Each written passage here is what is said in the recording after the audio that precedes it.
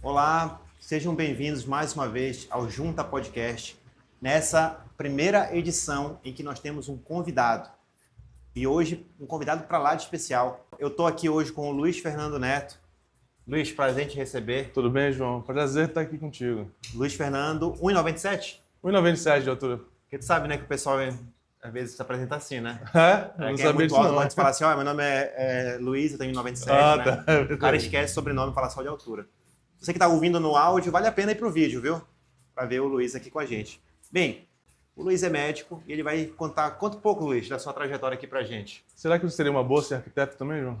Talvez. Eu acho que sempre o pessoal elogia assim, João, você é um cara criativo e tal. Uma coisa que eu descobri, que a melhor forma de você aumentar a sua criatividade é sendo criativo. Sim. Você faz uma coisa criativa, aí você faz uma segunda, uma terceira.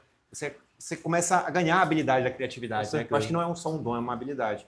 Talvez também isso é legal em ti, porque você é um cara que toca vários instrumentos, né? Eu acho que isso também faz com que, de alguma forma, o teu pensamento seja um pouco fora da caixa do que a maioria das pessoas e dos médicos costuma ser. Sim. Ser criativo é uma coisa que está faltando para a nossa sociedade. Com certeza. E por que não também ser criativo na arquitetura, né? De repente? É verdade, Segunda né? graduação.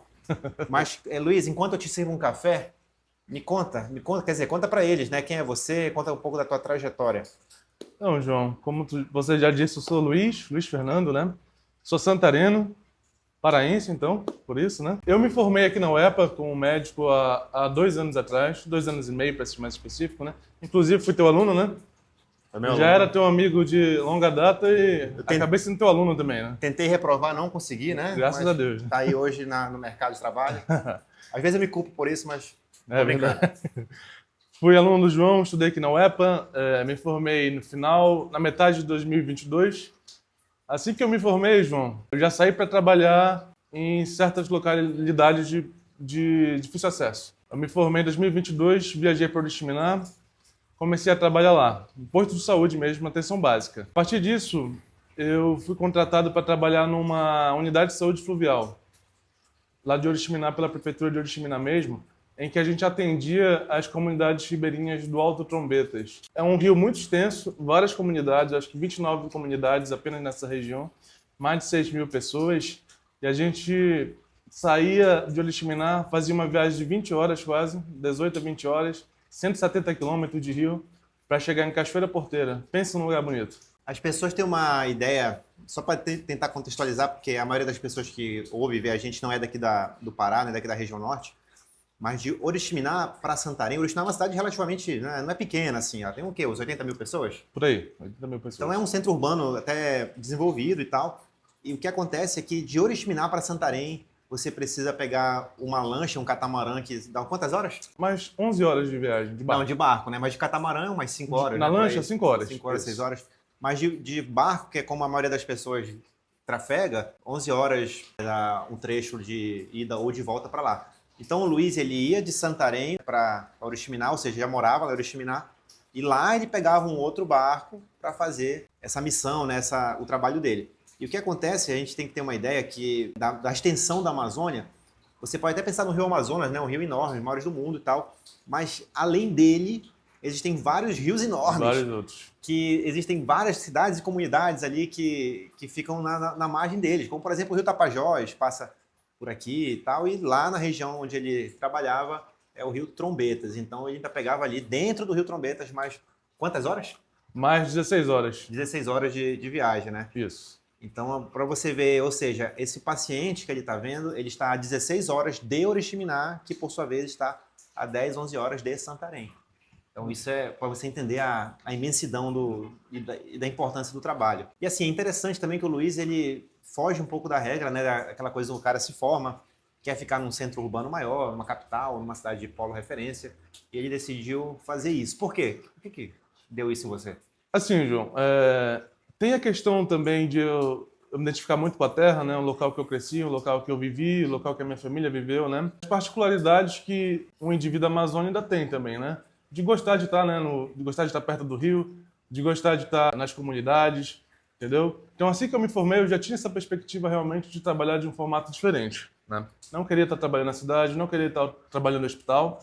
Então, eu fui buscar novos meios, novas possibilidades de trabalho, de maneiras diferentes. O que me levou muito a isso foi uma outra dimensão também, um pouco da necessidade de eu, enquanto um egresso de uma universidade pública, também poder prestar um certo serviço que é deficiente. A gente não tem muitos médicos que abraçam a ideia de sair da sua casa, de passar perrengue, né?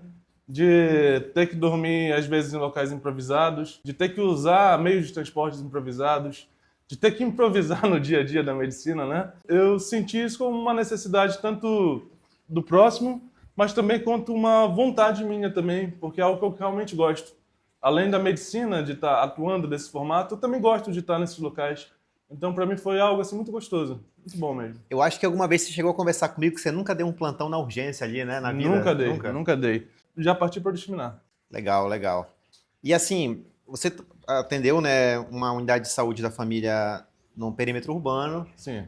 E também atendeu várias pessoas e várias estratégias aí do paciente ribeirinho, das comunidades ribeirinhas. Exato. Qual é a situação assim que é mais marcante? Qual é a diferença mais marcante entre essas duas clientelas, esses dois públicos aí do serviço? Primeiro a gente tem que entender que a particularidade de interiores na Amazônia, elas são bem diferentes, né? Então, os pacientes que eu acabei vendo no perímetro urbano, lá no posto que eu trabalhei, assim que cheguei a Oriximiná, eram pacientes que também moravam nessas outras localidades, né? Geralmente são os filhos que vêm estudar na cidade, é a família que passa o final de semana na comunidade, mas vem durante a semana trabalhar na cidade. Então, muita gente que eu atendi ali, eu acabei tendo como paciente também depois. Mas agora nas suas próprias comunidades, né? Às vezes tem aquele cara que ele planta de subsistência, Exato. mas ele vem vender o excedente na cidade, nas feiras e tal. É isso mesmo. Geralmente eles têm familiares na cidade, têm familiares no interior. Então fica nesse vai e vem, né? Eles têm tanto seu local no interior quanto na cidade e tem essa dinâmica. Então muita gente que eu via na cidade também vi no interior. Como eu trabalhava num local dentro da cidade, que é bem ao lado também do rio, né? Perto da margem, então ali a gente já tinha uma outra comunidade de rios e que se atendia comigo ali também no posto dentro do município, né? No perímetro urbano. Mas a grande dificuldade, a diferença, na verdade, João, que a gente vê de um para outro, logicamente que tem uma dificuldade no acesso ao serviço de atenção primária, mas a dificuldade que eles têm em urgência e emergência nessas localidades. Porque pensa bem, o local que eu ia mais distante ficava a 16, 18 horas da cidade de barco. Às vezes tem urgências que elas não têm todo esse tempo para chegar, né? Esse era um ponto que me deixava sempre sobressaltado no trabalho. Eu dormia num barco, né? Na verdade é uma balsa construída do Ministério da Saúde mesmo e que a gente mora lá dentro. A gente passava de 15 a 20 dias nessa balsa mensalmente. A comida era boa? A comida era ótima, uma maravilha. Eu dormia nesse barco, mas a gente nunca consegue dormir bem. No sentido de que a qualquer momento alguém bate na porta. Porque eles precisam, o local mais próximo que eles vão ter vai ser a gente lá, né? Variados casos ali chegaram. A madrugada é sempre uma surpresa. Conta pra gente, assim, alguns casos que... Só para terem uma ideia, que eu imagino que sejam urgências que aconteceriam em qualquer lugar do mundo. Exato. O cara poderia estar em São Paulo, em Dubai, ou lá na comunidade que vai acontecer. Então, conta que tipo de urgência você atendeu lá. Assim, João, mas tem algumas que não vão ter em qualquer lugar do mundo. Né? Porque, por exemplo, eu atendi vítima de acidente de Bajara por dificuldade de visibilização na fumaça.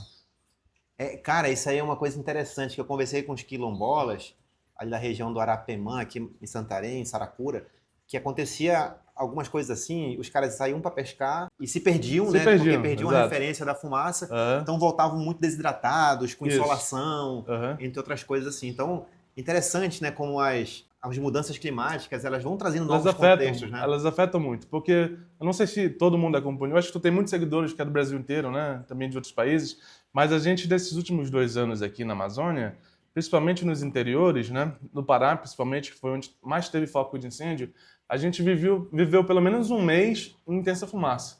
Né? Nesse último ano foi pelo menos um mês sob intensa fumaça. E haviam dias que a fumaça era tão intensa que era difícil de enxergar realmente a 100 metros, né, de distância, 50 metros de distância. E nessas localidades, o principal meio de transporte é o fluvial, né? Então são bajaras, são canoas, são barcos, são lanchas, né? Só explica o que é uma bajara pro pessoal. A bajara é como se fosse um casco de madeira que ela tem um motorzinho de polpa atrás dela. Nessas localidades, são meio de transporte, né? Que se chamam de voadeira também. Eu já vi corrida disso, João. Pra não ter ideia. Mas era apostando, Tem campeonato assim? mesmo, torneio de Vajara. Se eu abrir aqui no celular um desse site de bet e tal, eu consigo apostar? Olha, não sei, mas não fala muito isso que alguém vai fazer. Olha, pessoal, aí fica a dica, quem quiser monetizar aí as corridas de Vajara, tá? Mas isso não pode, né? Porque também é um outro problema de saúde, cara, que eu queria falar em outro episódio sobre esse negócio de bet. Sim. Cara, porque você vê, assim, especialmente pessoas mais vulneráveis, que às vezes não tem mais o dinheiro de alguma coisa da saúde, porque tá gastando um negócio de aplicativo Bet, né? de aposta. E a gente vê muito isso, né? Trabalhando, a gente vê como as pessoas apostam mesmo. Jogo de azar, né? É. Horrível. Mas voltando aqui a Bajara. Mas na particularidade do momento, ela aqui estava sob intensa fumaça, né? Então ficava realmente difícil de transitar, né? E aconteceu alguns casos de ter acidente por causa disso, né? Eu já peguei paciente que foi uma colisão Entre dois Bajaras. entre dois Bajaras. Não tem como sinalizar, né? Não tem como sinalizar, né, no Rio. Não tem o sinal de trânsito. Então, isso é uma particularidade que não vai acontecer em outro lugar. Acidente com faca também, teçado, briga. Eu tive um caso que foi muito marcante para mim, que chegou um paciente novo, levou 2 teçadadas, na verdade 3. Uma em cada região aqui dos ombros e uma aqui na lombar. Chegou para mim esguichando sangue, João. Eu tive que mantê-lo vivo a noite toda com ringue lactato.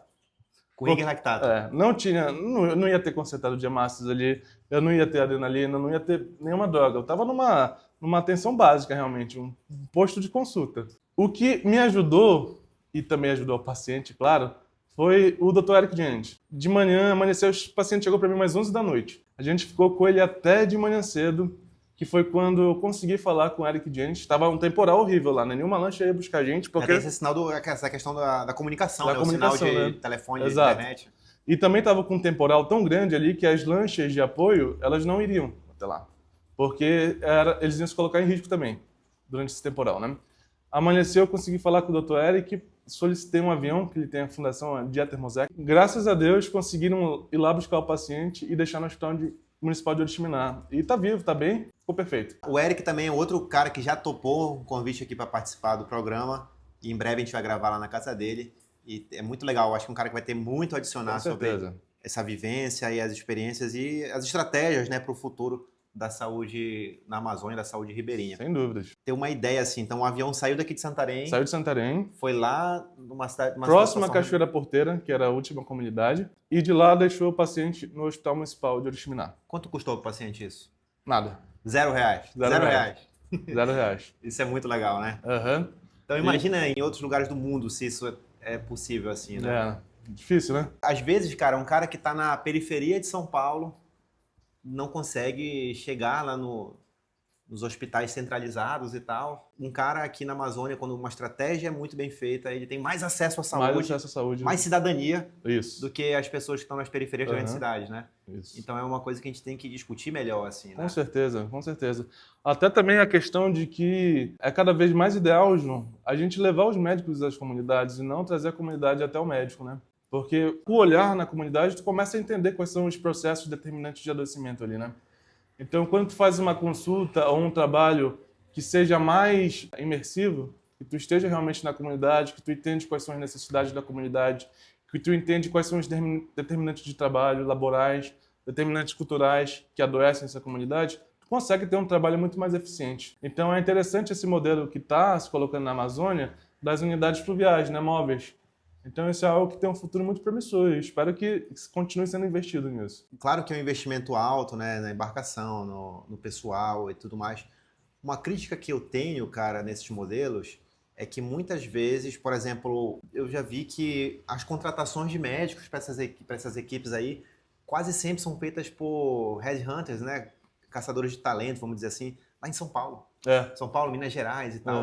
Então, se um cara daqui da Amazônia, o cara se forma ali na UEPA, na UFPA, ele tá afim de trabalhar e tudo mais, ele quer, sabe, e trocar esse investimento que o governo fez nele, né, a sociedade fez nele, melhor falando, para ele atender as pessoas da Amazônia, ele não consegue. Não consegue. Mas um cara lá em São Paulo e tal, em Campinas, em Belo Horizonte, consegue. Isso é um problema muito grande, João, porque a gente vê que, logicamente, são muito bem-vindos, né? Claro. São pessoas ótimas, excelentes profissionais, mas geralmente vêm para ter uma experiência. E as pessoas que estão nas comunidades não precisam de experiência, elas precisam de pessoas que tenham uma horizontalidade no tratamento delas. Não é um safari, né? Não é um safari. Então, tipo, não dá para vir uma equipe diferente todo mês. O ideal é ter uma equipe única que fique indo mensalmente em loco ali. E a gente tem muitos alunos aqui na UEPA, a gente tem os alunos que se formam, são excelentes alunos, né? Se formam muito bem e se formam também com a visão diferenciada em relação deles serem amazônicos também, né? As comunidades não necessitam de experiências, né? Elas necessitam de profissionais e de equipes que conheçam elas, né? Tem um médico lá em Oriximiná que ele se formou na UFPA com as cotas de indígena. Acho que ele chama Assírio, se eu não me engano. Assírio, né? Assírio, se eu não me engano, ele é Munduruku. Ou Waiwai. Waiwai. Ele é Waiwai, né? Ele é Waiwai. Munduruku é lá pra Juruti, né? Jacareacã, quer dizer. Jacareacanga, É. né? Então ele é Waiwai. Ele foi para Belém fazer medicina na UFPA, na Federal de lá. E hoje ele volta e atende lá Atende onde em Oriximiná. E também, né, lá na aldeia dele, a população, né, que ele cresceu e que é da cultura dele. Então, imagina se a gente conseguisse reproduzir isso de uma maneira mais macro, mais global. Com certeza, né? Então, será que não tem um garoto nessa comunidade remota lá que você atendeu, o rapaz que foi acidentado, que pode estudar, que pode fazer uma faculdade? Várias, inclusive. Né? Com certeza tem. A chance dessas pessoas, quando formarem, até fazerem residência e tudo mais, conseguirem, de alguma forma, atender essa população, você vai ter uma identificação muito maior. E uma troca muito maior de experiências em saúde do que se você for lá, né, com todo respeito, ou outro colega de outro lugar.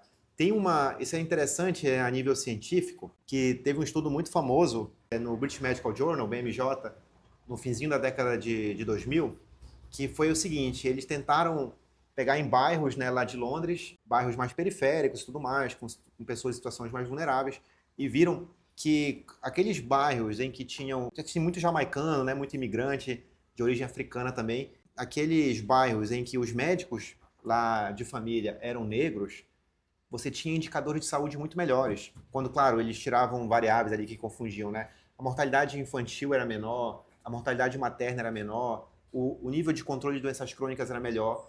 E justamente por quê? Porque você tinha uma identificação, né? Uma coisa que a gente chama de competência cultural. Sim. Quando você comparava ali um médico em que você conseguia ter essa troca e médicos, por melhor que fossem, desmerecendo eles, com certeza deviam estar fazendo um bom trabalho, mas que existia esse afastamento natural, né? Uma conexão, né? Entre a clientela ali da coisa. Então, imagina se a gente conseguisse ter essa população vindo ter acesso à educação e voltando para lá e entregando muita coisa, né? Por isso que as políticas educacionais de cota foram muito importantes, né?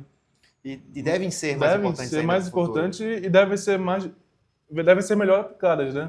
Porque não só disponibilizar vaga, mas tem que também disponibilizar a possibilidade da pessoa estar num centro estudando, né? Estar num local, ter dignidade também para estudar, né?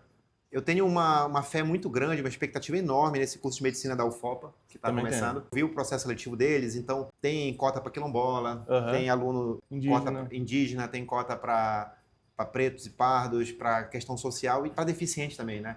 Então, cara, imagina, formar mais médicos que são pessoas com deficiência. Eles vão conseguir atender melhor as pessoas com deficiência no dia a dia, assim. Então, eu tô maravilhado. Eu acho que eu tenho uma expectativa enorme mesmo para quando esses caras formarem e atenderem essas pessoas aqui.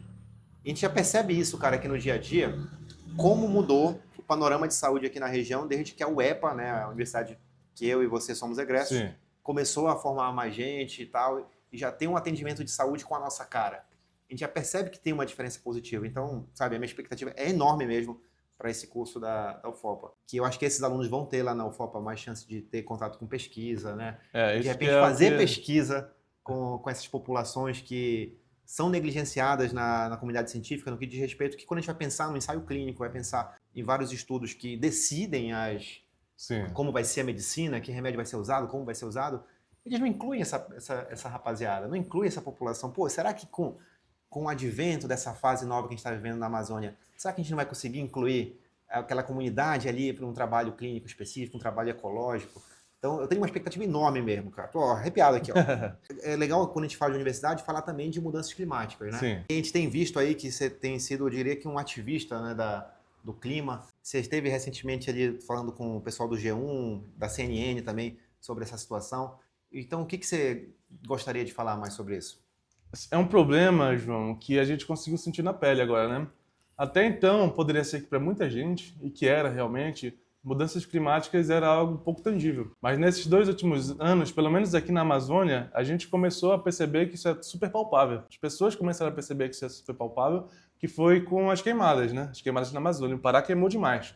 Foi o estado que mais queimou, foi o Pará. Aí a gente sentiu isso na pele, nos olhos, na respiração, nos pulmões. Entre janeiro e setembro de 2024, o fogo consumiu 22 milhões de hectares, equivalente ao estado de Roraima. Então, uma área mais que, do em que um eu falei, semestre, né? uma área equivalente ao estado de Roraima, né? Exatamente. E isso é um absurdo, né? Isso é um absurdo, isso é um problema também. Porque a gente entende que a saúde, ela tem um conceito expandido, né? Então, ela não vai ser só aquele único determinante que vai causar uma doença no indivíduo, mas ela vai ser um conjunto de fatores que vai desequilibrar um indivíduo.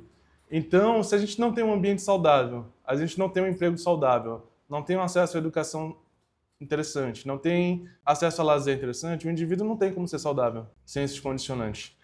Então, o ambiente, hoje em dia, ele vai ser cada vez mais um fator condicionante dos processos de adoecimento. Sempre foi. Mas agora vai ser com maior afinco, poderíamos dizer, né? Tem vários dados, a OMS está batendo muito nisso, que é o chamado saúde ambiental. Agora, é um ramo da medicina, da saúde em si, né? Em que ela estuda como as alterações climáticas estão influenciando nos processos de adoecimento no mundo todo. E poluição e calor está sendo um nível de mortalidade cada vez maior. A gente entende que aqui na Amazônia, por exemplo, a gente vive num território equatorial, né? Então é muito quente e muito úmido. E quanto maior a umidade relativa do ar, mais o calor afeta a gente, né? Então a gente chega aqui a ter 80% de umidade relativa do ar, né? Por aí, 80, 90%. 85, é bem comum. Né? Tem aquele detalhe que é o índice de bulbo úmido, que é um termômetro que ele é acoplado numa substância porosa e que ela é umidificada. E quando esse termômetro vê o calor de um local, esse líquido ele se dissipa e leva calor também nesse termômetro, né? Para simular como se fosse o corpo, o suor. Então, o nosso índice de bulbo úmido aqui na região seria como se fosse 35 graus Celsius em um calor relativo de 100%. Isso diria que o nosso corpo está em estresse térmico. Então, passando esse nível, a gente vive em estresse térmico, que leva à hipertermia. Então, a partir disso já é letal, pelos estudos que foram feitos atualmente. Então, cada vez mais a gente vê um aumento da condição do clima aqui, né? Ano passado, a Amazônia, nos pontos mais altos dela, teve 5,1 graus Celsius a mais do que a média dos últimos 30 anos. A cada ano, a temperatura está se intensificando mais ainda. Isso é um problema que vai ser muito grave. Já é muito grave. A OMS, até mandar um abraço para o meu amigo Jonathan Vansan, o Vicente, que está agora um rapaz lá de São Paulo, biomédico, fez a pós-graduação, mestrado, doutorado na USP, e agora está lá em Genebra, se eu não me engano. Genebra, né? Genebra ou é Berna, está lá na OMS trabalhando. Que legal. Então ele conversa muito comigo sobre saúde climática, me mostrou ali justamente isso, que existe esse paradoxo das mudanças climáticas, que os principais responsáveis pelas mudanças climáticas não nos sofrem tanto. 150, 180 anos são especialmente a Europa Ocidental, os Estados Unidos, exato, China, e não pode ignorar isso, Japão e Rússia. São justamente países que vivem numa linha ali que é mais protegida. Mais protegida. Vamos dizer assim. E que quem polui menos são as pessoas e as nações que estão na faixa equatorial. Aqui no Brasil, a gente lembra da África subsaariana, pessoal ali na Ásia, Sudeste Asiático. E são as pessoas que mais vão sofrer com isso. O Oriente Médio também, que já estão sofrendo. Então já tem sido associado com o estresse térmico, né? As pessoas vivendo a maior parte do ano delas num estresse térmico, aumento da mortalidade cardiovascular. Né? Mais infartos, mais AVCs, uma deterioração da saúde mental, você ter ali mais depressão, mais ansiedade, um índice de autoextermínio maior, entre várias e várias coisas, sem contar a questão infecciosa. Por exemplo, você está vendo doenças emergentes que você não via em alguns lugares, que agora estão explodindo. Dengue na região de Buenos Aires, dengue na região ali do Paraná, Porto Alegre, que era uma coisa que não existia. Doenças por poluição atmosférica na Amazônia. A pessoa... eu lembro que, acho que foi em 2023, mais ou menos essa época aí que a fumaça estava muito ruim aqui em novembro, eu fui fazer um curso em São Paulo e eu me sentia melhor lá em São Paulo, respirando um ar melhor do que eu estava respirando. Ano passado a gente teve aqui em Santarém o segundo pior ar do mundo, né? Só perdeu para Nova Delhi. Nova Delhi, né? E é interessante, até eu fui ler sobre a Nova Delhi, essa poluição, que lá a questão da poluição não é tanto pela indústria quanto eu achava que era, assim, fábricas, a gente tem aquela ideia, né, fábrica, chaminé. Sim. Lá é queimada do agronegócio. Do agronegócio, Lá né? na periferia de Nova Delhi, né? Que não foi diferente aqui, né?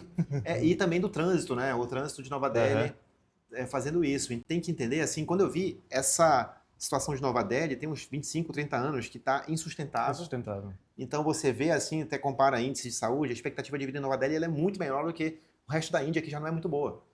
Então, o impacto realmente ambiental da poluição em vários desfechos. Chikungunya, dengue, zika na Espanha, em Portugal, no sul da Itália, na França, nos Estados Unidos, e que está impactando até mesmo as campanhas de vacinação aqui no Brasil.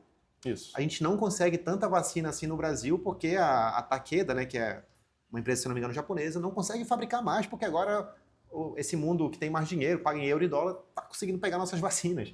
Porque já pega a nossa comida agora. Já pegam comida, já pegam vacina. várias coisas nossas aí, agora estão pegando as vacinas que a gente deveria comprar. Aí você vê assim, né, a Amazônia, que era praticamente um sinônimo de ar puro, virando o segundo pior ar do mundo aqui em Santarém, né? Mundo, né? Então você comparava ali com Xangai, com Detroit, com vários locais do mundo que são conhecidos por ter um ar ruim, e eram muito melhores do que Santarém.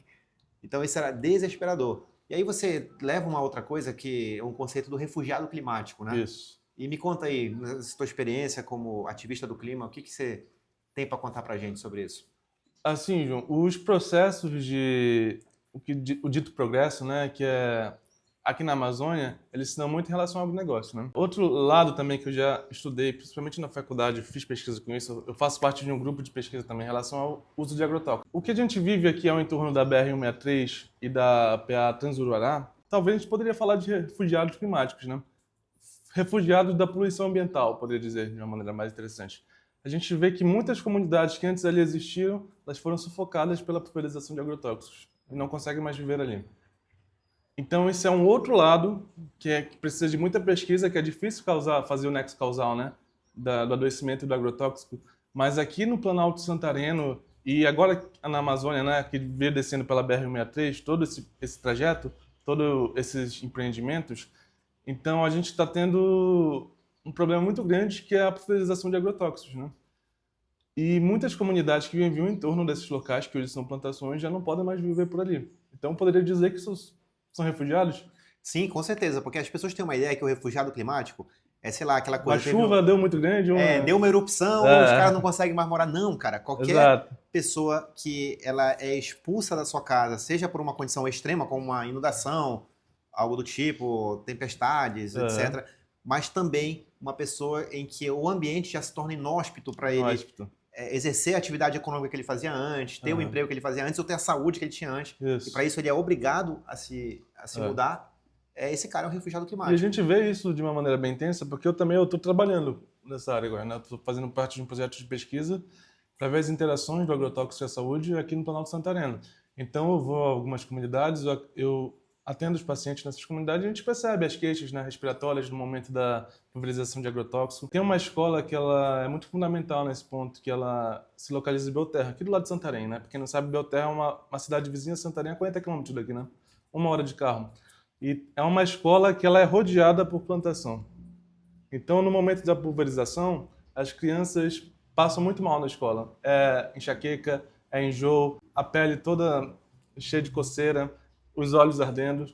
Então isso é cada vez mais insustentável para essas crianças estarem estudando nesse local. O vento leva, a água leva, polui a água, polui o solo e as pessoas utilizam desses nutrientes, né? Utilizam do solo, utilizam da comida que está contaminada, utilizam da água que está contaminada e utilizam do ar para respirar, né? E como que a gente foge disso? Não dá para fugir disso.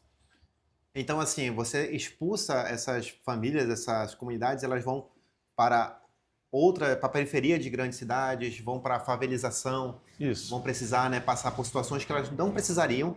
E isso acontece uma grande coisa na saúde, que do dia para a noite você tem uma massa de migração, então aquele serviço de saúde do destino delas, vamos supor aqui na periferia de Santarém, não está pronto para receber essas famílias, os serviços de saneamento, até mesmo de transporte, de emprego, entre outras coisas. Então o clima ele também aflige várias outras situações na sociedade, como criminalidade, emprego, educação, moradia, entre outras coisas. Sim. Isso aconteceu muito firme lá no Rio Grande do Sul, em que as pessoas das enchentes lá em Porto Alegre, de uma hora para outra, tiveram que migrar. E a gente percebeu isso dentro da reumatologia com as pessoas que faziam tratamento de alto custo. Porque assim, o cara, por mais que tenha saído ali a enchente, né, a água tal, mas o cara perdeu a casa, não tem mais condição de morar ali, né? Ou aquele imóvel desvalorizou de uma maneira que é inviável a moradia, você tem que reconstruir tudo. Então a pessoa foi para outra cidade, até para outro estado. Então do dia para a noite, você teve que reajustar o orçamento e tudo mais, e o fornecimento de imunobiológicos, que foi um desastre ali, assim, demorou um tempo para conseguir voltar à normalidade. Então imagina assim, você ter diversas cidades que do dia para a noite vão ser inóspitas a conviver. Então você vai ter uma migração de 50 mil pessoas no mesmo ano, ou coisa do tipo assim. Agora imagina isso a nível nacional ou global. Então a crise climática, a emergência climática, ela também vai mexer muito com a migração, né? E se o calor tornar a Amazônia inóspita, por exemplo, né? Então isso é algo que a gente possivelmente pode ver, né? No futuro, essas imigrações em massa aqui no Brasil também, né? No mundo todo isso vai acontecer, né? Eu acho que hoje a emergência climática é o nosso pior problema, João. Com certeza, com certeza. Nosso pior problema é o que a gente tem que combater, mas só que a gente não vê nenhum meio e nenhum governo realmente que esteja comprometido com a pauta. O Brasil, a gente tem o Lula aqui, mas ele também não está comprometido porque ele está querendo explorar petróleo na foz do Amazonas. Agora. Isso é um absurdo. E uma fala que ele teve tentando pressionar o IBAMA e a ministra Marina Silva para tentar aprovar na marra uma coisa como se fosse contra o Brasil, sendo que é a coisa mais a favor do Brasil possível. Né? É não explorar ali a foz do Amazonas no petróleo. E é impressionante que aqui no estado da COP30 esse ano, né? E a gente que passou pela fumaça no passado, a gente percebeu que não teve movimentação algum de nível nacional nem estadual para sanar o problema, para apagar incêndio aqui, né? Sem dúvida. E agora, nessa época que não está chovendo aqui, vocês estão vendo aí, então essa é a hora de começar o trabalho. Com certeza. Vai ter esse ano de novo, então tem que se preparar desde já. Eu estava conversando com um amigo meu que me falou que talvez a Amazônia seja o território mais bem vigiado do mundo, com satélite. Sim, tem o Civan aqui, tem uma base do Civan aqui em Santarém. Exatamente. Tem do LBA, tem da NASA em Santarém, se tu não sabe, ali na Flona. A gente sabe tudo que acontece na Amazônia, tudo que vai acontecer. Então não tem desculpa para dizer que o fogo em novembro não é previsto. Não tem desculpa para isso. É totalmente previsível hoje em dia. Né? Ó, você que de repente trabalha no governo estadual, federal, vai ter fogo em novembro, tá? Então já se prepare desde agora. Então não tem como dizer que não foi avisado. Tá avisado, não tá? Tá avisado. Tá avisado, né? Falando da enchente do Rio Grande do Sul, outro detalhe que é interessante a gente citar aqui também, que é da sazonalidade do rio, né? Que aqui a gente tem 2 períodos, que é o rio tá cheio ou o rio tá seco. E cada vez mais os sistemas climáticos potencializam, né? Esses fenômenos que antes eram naturais. Era natural o rio secar e era natural o rio encher, mas hoje a gente vê numa dimensão muito maior. Então isso também está afetando o acesso à saúde dessas populações, porque antes, quando o barco podia chegar na porta da comunidade, agora essa comunidade precisa caminhar em períodos de seca quilômetros para chegar numa bajara, para poder pegar a bajara e a cidade, porque o barco não consegue transitar por aquele rio seco já. Então, por exemplo, isso também acontecia em centros urbanos, cara. Terra Santa, que é uma cidade que lá passa o Inhamundá, o Amazonas. As pessoas, não estou falando de comunidade, estou falando do centro da cidade. Centro da cidade, né? As pessoas estavam ilhadas porque você tinha que andar 1 a 2 quilômetros da beira do cais para você chegar no rio. Isso. Então os barcos não conseguiam sair todo dia. E aí você começa a ter um prejuízo não só ali de conveniência, mas um prejuízo financeiro, prejuízo de renda da economia da cidade. E claro, todos os impactos que vão vir disso. Aqui no contexto do SUS, a gente via algumas faltas no nosso ambulatório, aí você via lá o município, Terra Santa, aí você ligava, né? Pô, o que aconteceu e tal, você não veio. Aí, pô, doutor, é o seguinte, que eu sei que eu tenho a consulta, eu sei não que dá, né? Não dá, não tô conseguindo pegar um transporte para ir em Santarém. Isso. Para fazer esse segmento e tal. Imagina isso num contexto, pessoas com outras doenças, com câncer, problemas cardíacos, problemas reumáticos, qualquer outro tipo de doença renal e tal. Imagina o prejuízo na saúde dessas pessoas. Agora imagina isso, a gente está falando de uma cidade, agora acontecendo a nível regional, em várias comunidades e tudo mais. E o problema não é nem só o transporte, João, porque essas comunidades geralmente dependem da pesca e da agricultura familiar, né? Nessas localidades. E a pesca ficou impraticável em muitos lugares, né? Teve uma mortandade gigante de peixe, que o rio ainda não se recuperou de maneira adequada. E também a seca atrapalhou muito a plantação de muita gente. Antes uma macaxeira conseguia fazer muita farinha, hoje faz menos farinha, por exemplo, porque pelo que eles estavam me explicando na comunidade, que a macaxeira está com menos água, né? Então ela tá menos hidratada e consegue produzir menos. Então são várias vertentes ali, não é só do transporte, mas também de como eles vão plantar com solo seco, sem como irrigar essa plantação, como eles vão pescar um rio que está impraticável da pesca, como eles vão conseguir água potável, uma água de qualidade para beber. Então são várias nuances ali que corroboram para o estado de saúde dos pacientes. Então a gente percebe assim uma questão que as mudanças climáticas, a gente não está falando só do prejuízo econômico ali, tá? Mas a gente está falando de insegurança alimentar. Insegurança alimentar, sem dúvida. São pessoas que a mandioca, a macaxeira é a base, muitas vezes, da alimentação. Isso. Não só a mandioca em si, mas os produtos feitos dela, né? Panificação, farinha, entre outras coisas. E o peixe também. Então você vai ter famílias que vão ter insegurança alimentar. Uhum. Que isso vai impactar no aprendizado de crianças, vai impactar na mortalidade infantil, mortalidade materna e vários outros aspectos. Então, como é que você vai chegar num consultório médico e falar assim, pô, meu amigo, você tem que mudar determinada coisa da alimentação para melhorar a saúde, sendo que o cara não está tendo acesso aos nutrientes que ele costumava ter historicamente, né? Aquele tipo de cultura, porque do dia para a noite o rio não está enchendo mais, ou está enchendo para dedéu e é mais difícil pescar também na cheia, tem outros desafios. Tão complexo, é tão intrigante e, obviamente, não tem uma solução simples para isso. Não tem. E não existe nem sequer uma solução regional, nem uma nacional, na verdade, uma solução global. A gente tem visto, na verdade, de maneira preocupante, né, os Estados Unidos mudando várias coisas na política. Não que fosse bom antes, já era ruim. Já era ruim, pior né? ainda agora, né? Então não vem dizer ali, fulano de tal, Obama, já era ruim para dedéu com esses caras. E tá pior agora, né? Eu diria que tá catastrófico.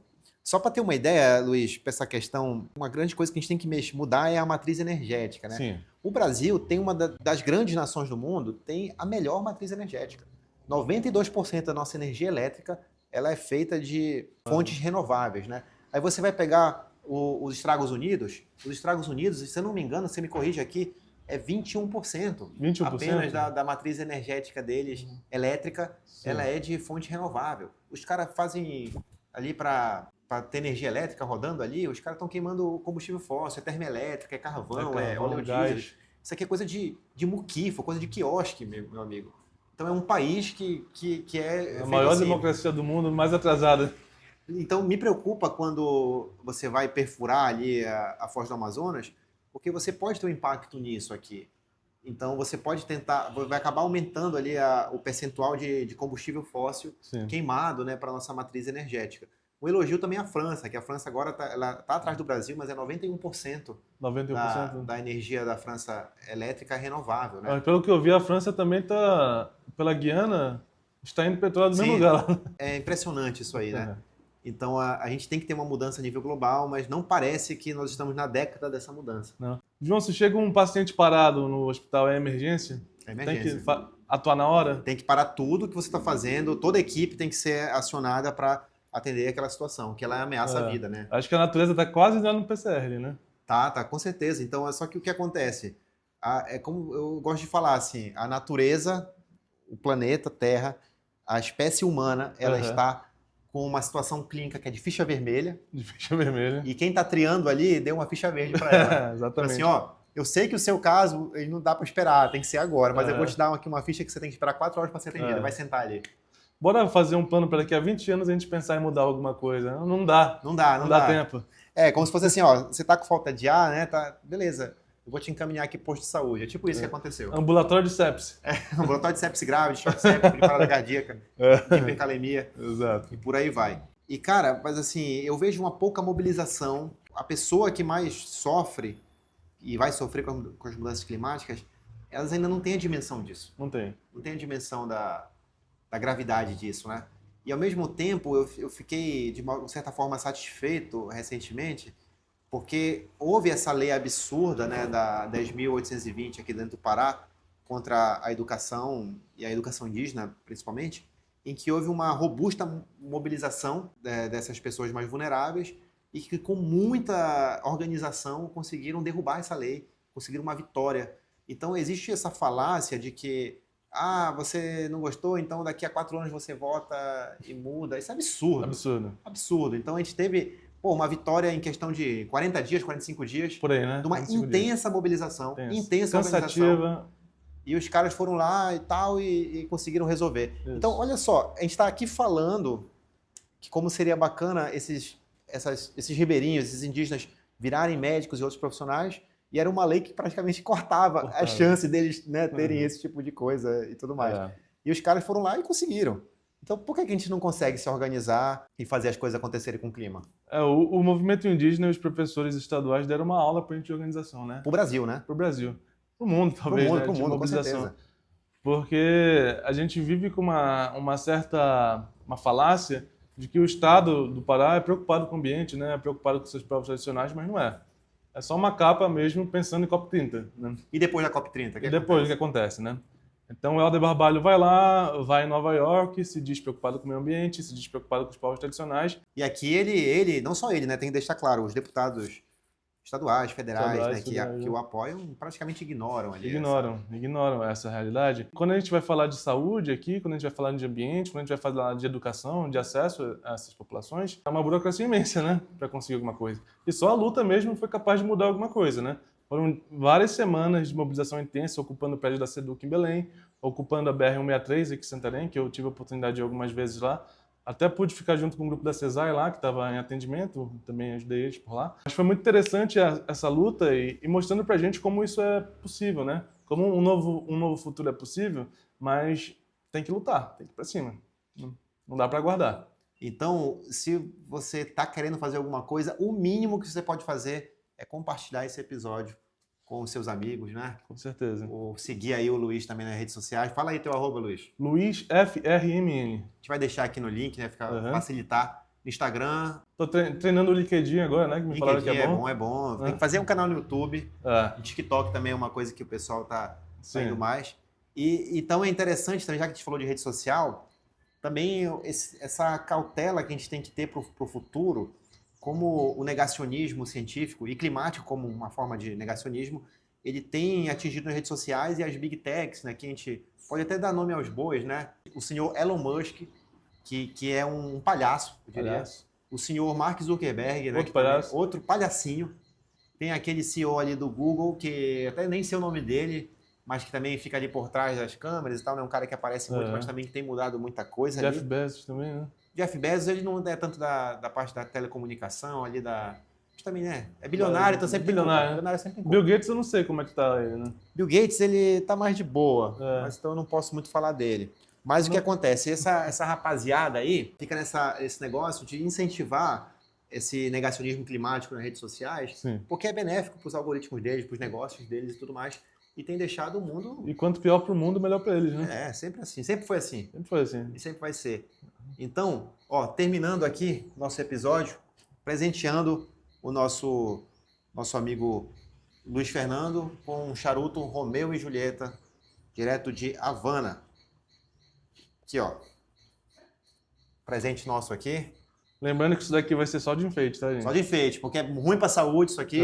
Tá? Isso aqui é péssimo pra saúde e fazer fumaça não dá. Não dá mais pra fazer fumaça. Então, isso aqui é pra você guardar na sua estante. Não é Toda vez vai ter presente assim, João? Toda vez vai ter presente. presente. Chame mais, por favor. Só lembrando, João, que eu tô fazendo agora com meu amigo Ricardo, biólogo, que também trabalha com divulgação científica, a gente vai começar um podcast nosso agora. E com certeza vou querer tua presença lá. Qual é seu nome? Pode Ser Cast. Pode Ser Cast? Vou te mandar o link pra tu botar também do Instagram lá. Não lembro agora como é o Instagram. Mas vou te mandar para tu poder divulgar também pra gente. A gente vai tratar ele é biólogo, eu sou médico. A gente vai tratar de saúde, ambiente, ecodiversidade, política, biodiversidade. Então, Ricardo também já está convidado aqui outro dia para um outro episódio.